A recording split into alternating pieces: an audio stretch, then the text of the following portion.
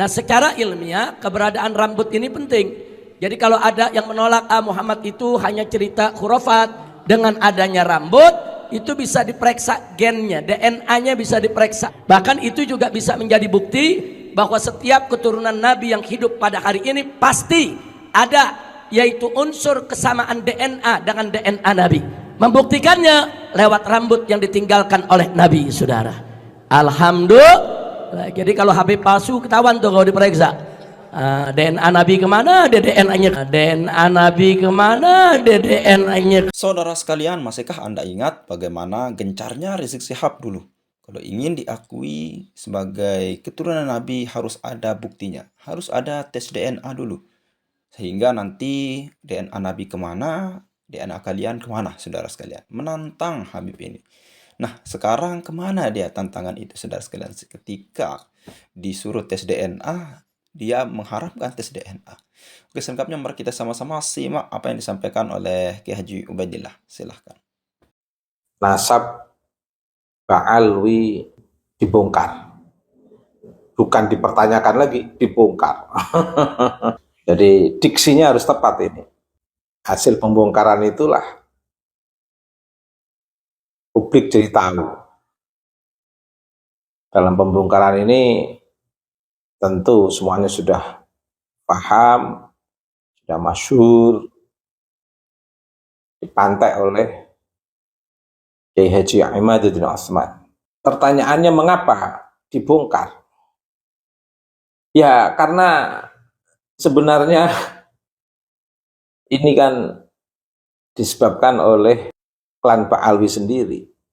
Suatu pernyataan yang pernah dijadikan instrumen untuk mengunggulkan nasab Ba'alwi dengan menantang orang. Kalau ingin diakui cucu Nabi, ya harus ada bukti yang kuat, bukti sezaman, baik manuskrip, DNA. Kalau dikumpulkan itu udah ideal sekali bukti kenasaban itu, termasuk nasab itu adalah ilmu pasti, nggak bisa dengan cara mimpi, nggak bisa dengan cara tebak-tebakan, nggak cukup dengan katanya si anu, semua harus dengan bukti. Ini kan ideal, keren ini yang disampaikan oleh klan Ba'alwi. Dan itu juga viral tentang idealitas pembuktian kenasaban, perspektif Rizik Syihab, idealitas kenasaban, perspektif Muhammad yang mengatakan nasab itu ilmu pasti. Udah keren itu. Tapi ketika publik ngejar sistem pembuktian kenasaban ini dan membongkar sistem pembuktian kenasaban ini dengan dilacak betul, dengan istilah dibongkar, tetapi hasilnya justru di luar dugaan, menutupi kekurangan.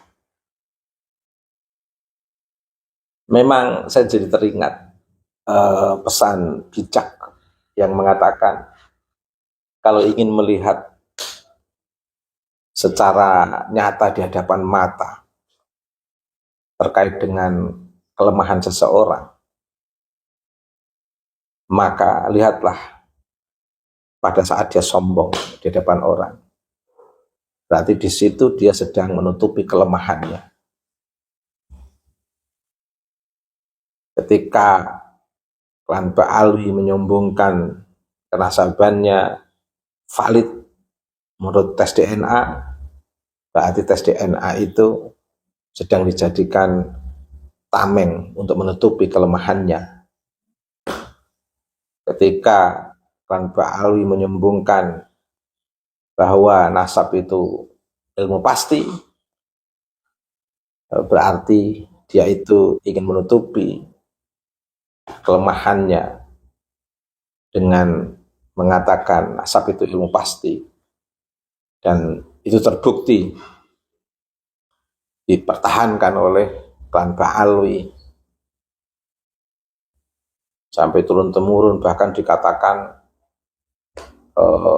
ada yang mewakafkan dirinya untuk menjaga nasab yang di klan Ba'alwi ini.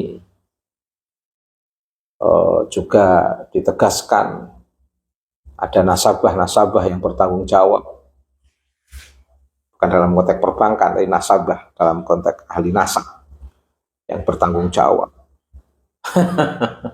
Ternyata pakarnya Mas Wafi. Nah, yang dimaksud nasabahnya Mas Wafi. Sekarang ketika publik membongkar melalui ketulusan Kiai Majidul Asman, mana nasabah klan Ba'alwi? Mana nasabahnya? Kapan muncul mempertanggungjawabkannya? Ternyata nasabahnya nasabah di luar Robitoh. Ada dari pihak Robitoh untuk mengkoordinir, tetapi tidak bisa dipertanggungjawabkan.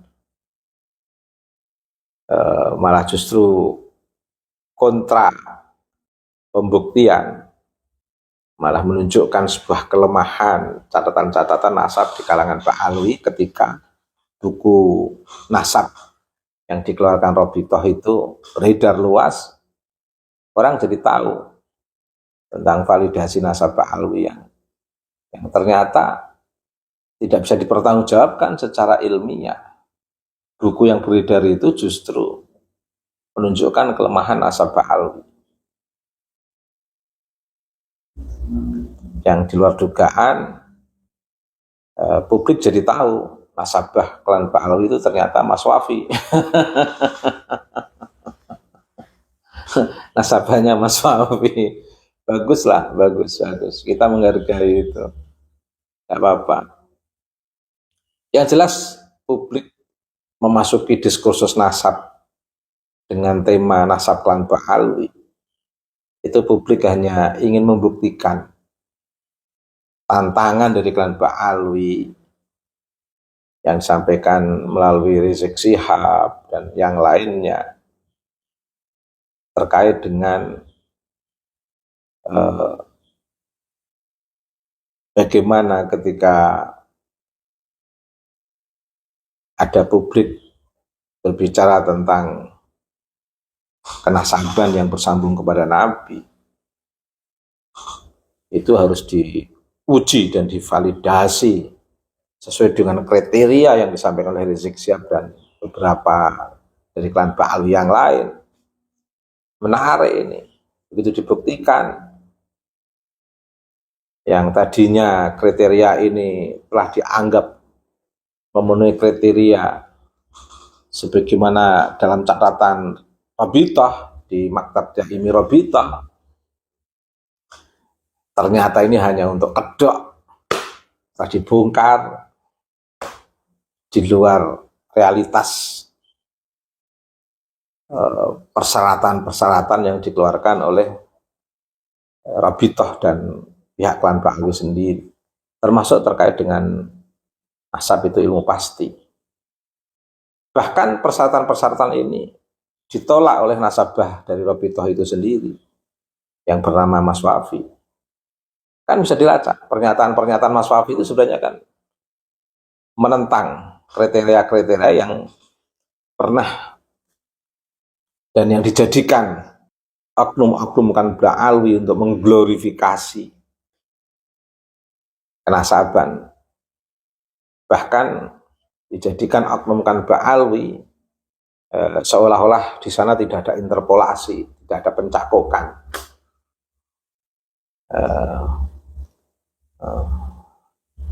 Tapi syarat-syarat yang ketat ini itu digempur sendiri oleh Mas Wafi.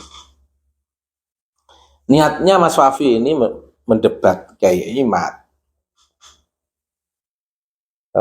Tapi sebenarnya juga Mas Wafi ini meruntuhkan syarat dari pihak Robitoh, Rizik Syihab dan kawan-kawan.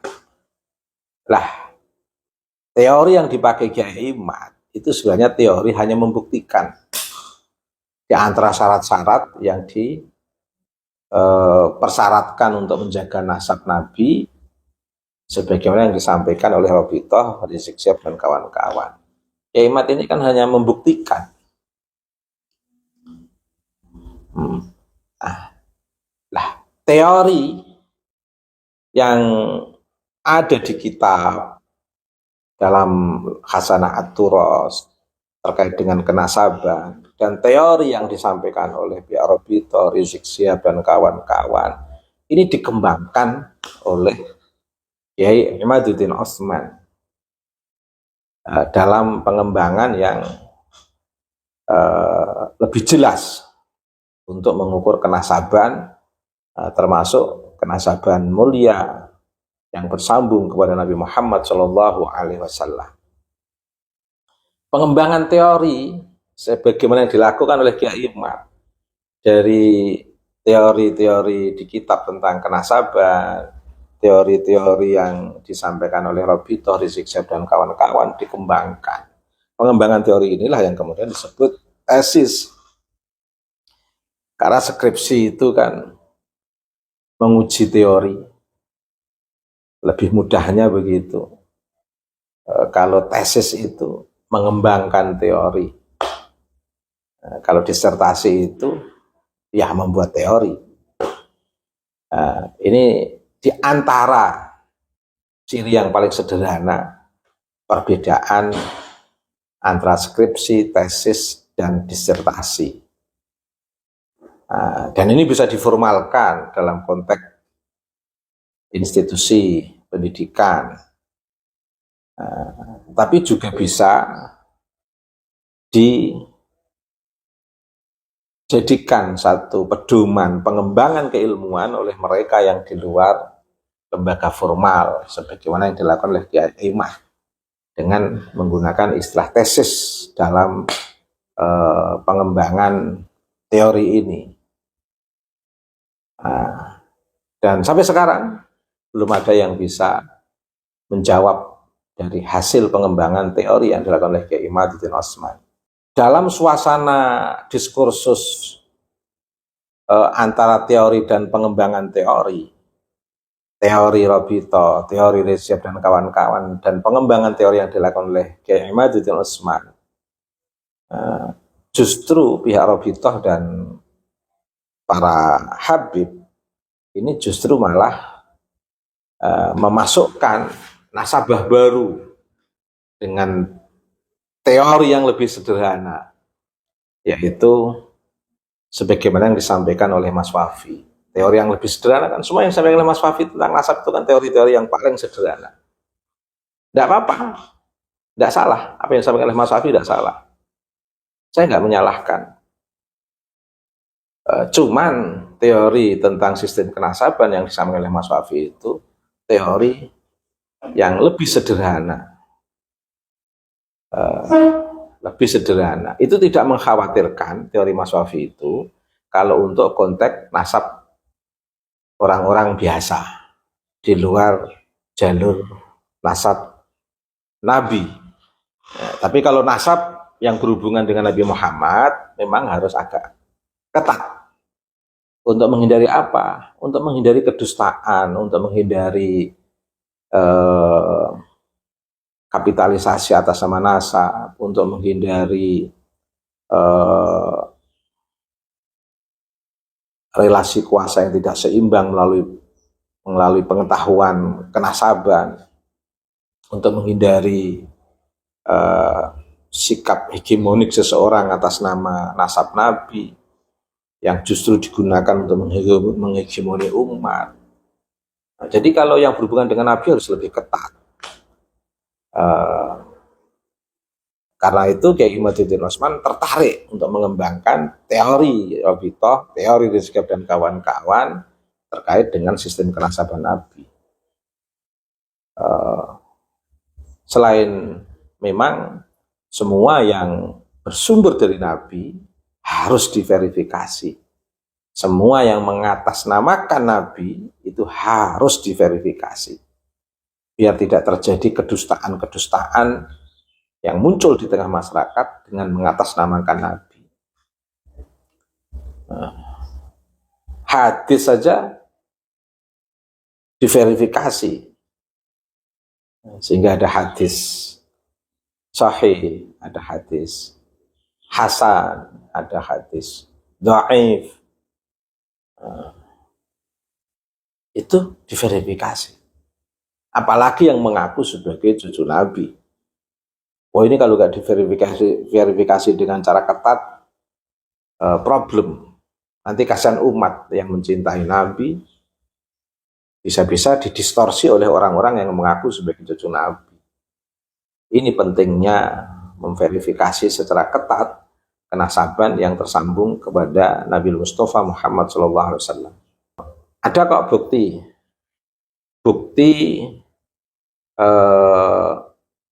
teori-teori yang disampaikan oleh klan Ba'alwi, diantaranya contoh ini. Nah, harus dipahami bahwasanya tentang pembahasan nasab. Nasab itu ilmu pasti. Nasab itu ilmu pasti. Nah, sekarang ini banyak orang menasabkan diri padahal kadang-kadang karena kabar yang tidak jelas. Karena kabar yang tidak jelas. Tiba-tiba ngomong begini, saya ini keturunan Sunan Giri. Oh, ini disampaikan oleh Habib Kalau Hussein saya tahu, iya. Al-Habsyi. Saya tuh pernah naik bis, ketemu sama bapak-bapak tua, dibilangin, kamu itu keturunan Sunan Giri. Berarti ini keturunan Sunan Giri. Ini berarti yang ngomong sama yang diomongi jeleknya apa ini berarti? Loh, yang namanya nasab loh, kamu, nah bapakmu yang keempat kamu nggak tahu namanya kok kamu bisa ngaku keturunan Sunan Giri? Nggak bisa kalau begitu. Paham ya? Nasab itu ada ilmunya aja, jelas. Bagus. Ilmunya jelas. Ini bagus. Nah, Teori di kenasaban kalangan bagus para ini. habaib, nasab ini dijaga. Ah, ya. Ada orang-orang tertentu yang memang berkhidmat untuk mengurus nasab. Dan ada namanya pohon nasab. Dulu tuh generasi terdahulu, mungkin sekitar 60 tahun, 70 tahun yang lalu, ada namanya Habib Ali bin Ja'far As-Sagaf. Beliau ini Masya Allah, itu beliau insya Allah nasabnya habaib se-Indonesia dan Malaysia punya semuanya beliau. Wow. Dibuat pohon begitu. Harusnya manuskripnya masih ada ini harusnya. Aku langsung ketahuan, ada nggak di bawah? Nggak ada. Harusnya punya manuskrip, punya data. Punya semuanya beliau ini. Betul, Masya Allah, khidmat kepada urusan nasab luar biasa. Orang yang ahli nasab julukannya An-Nasabah. Bukan nasabah bang, bukan lah ya. An-Nasabah itu dari ilmu ilmu nasab. Jadi nasab itu ilmu pasti. Nah, keren ini bagus. Ilmu pasti. Bagus. Karena nasabah itu juga sejarawan juga Saya sebenarnya. keturunan Habib Abdullah Al-Haddad. Saya pernah mengucapkan tidak bisa. Saya punya catatannya kok. Saya punya ayah Fulan, udah meninggal makamnya di sini. Saya lagi ini, udah meninggal makam sini. Lagi ini, orangnya di sini. Ada semua catatan itu. Sampai kepada Habib Abdullah bin Alwi, ada dicek bener ada. Bagus. Nasab itu ilmu pasti. Maka nggak bisa sembarangan orang menasabkan diri. Harusnya kepada kalau bukan begini, ayah. kalau ada yang bongkar, Apalagi kadang-kadang itu dibuktikan dapat nasab saja. dari sumber yang tidak jelas.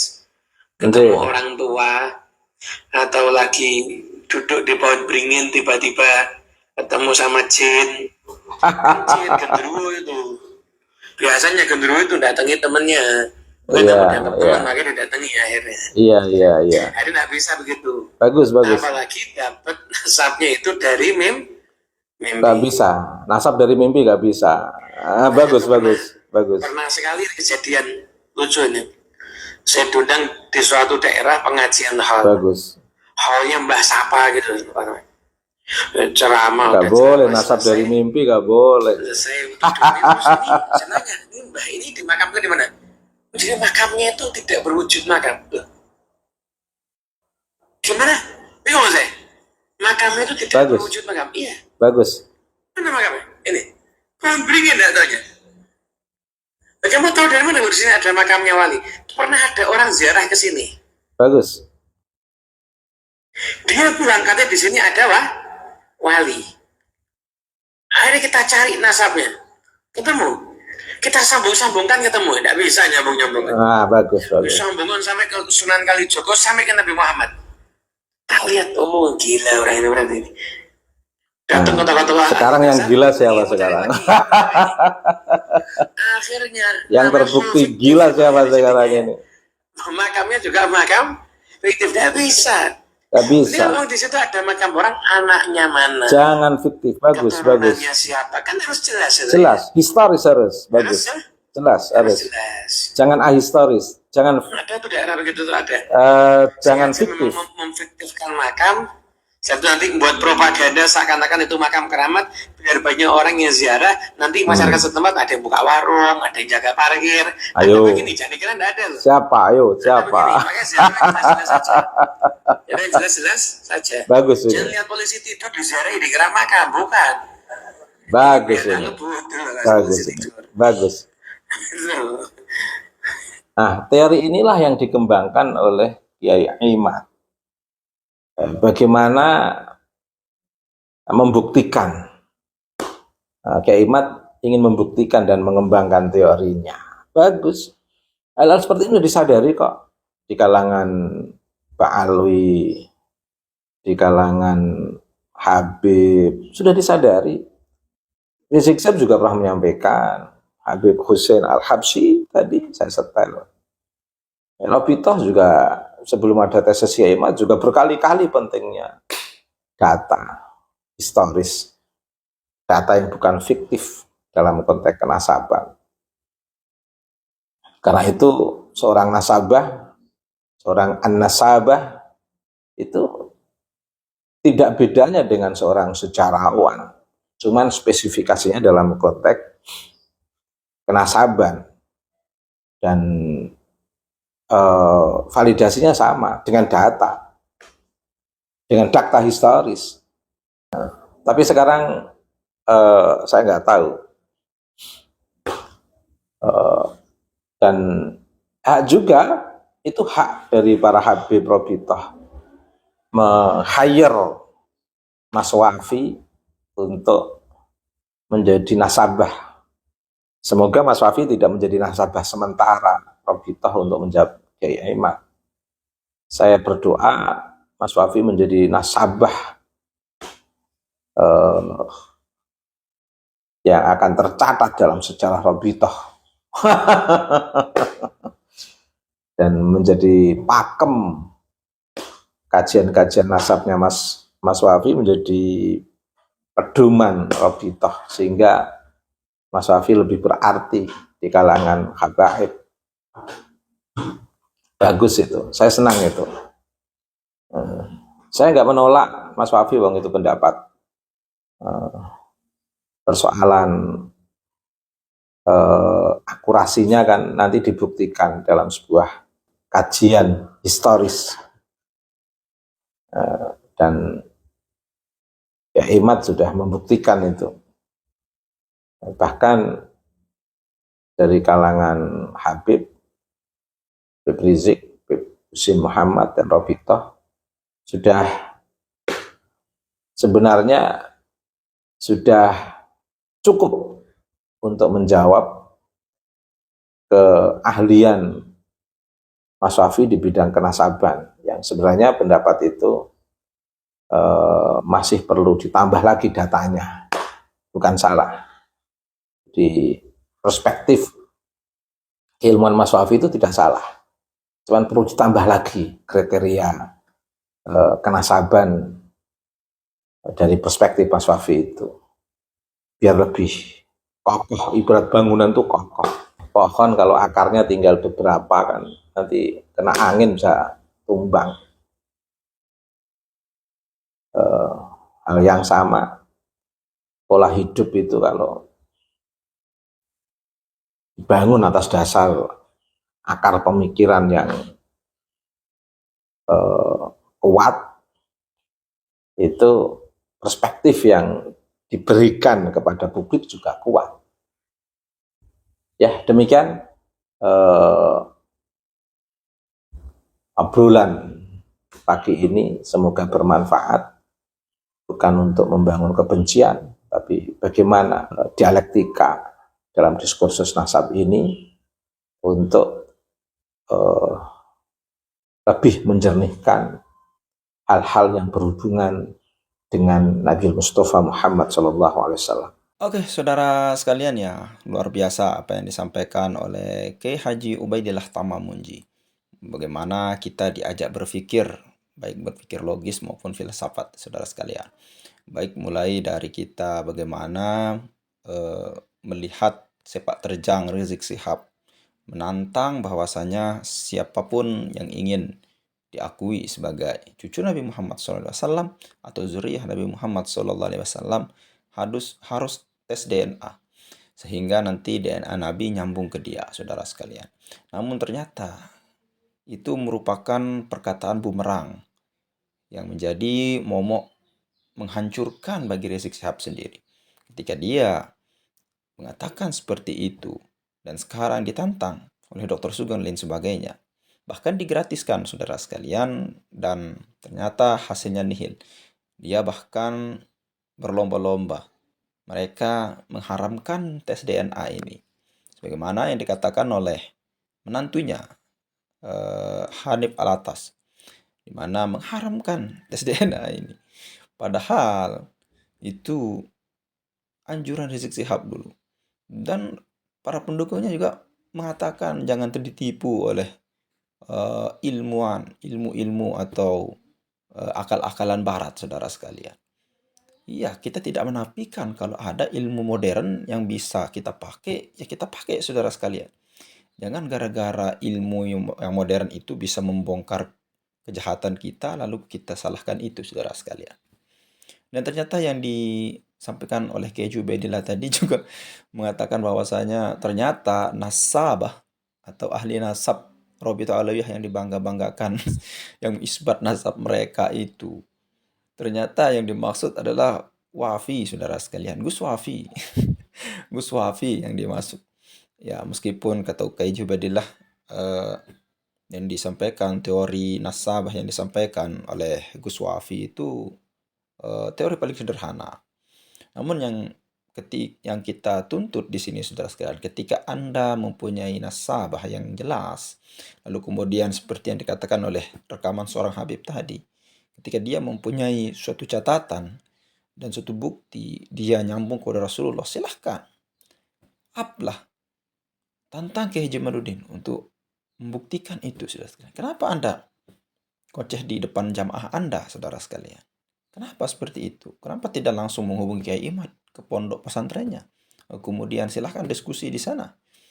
Kenapa Anda hanya berceramah lalu kemudian membela diri Anda di depan jamaah Anda, saudara sekalian? Bukan itu cara kesatria di dalam membela dirinya, saudara sekalian. Ini namanya lempar batu memuji tangan, saudara sekalian. Ya, mudah-mudahan video ini bermanfaat. Sekian, assalamualaikum warahmatullahi wabarakatuh.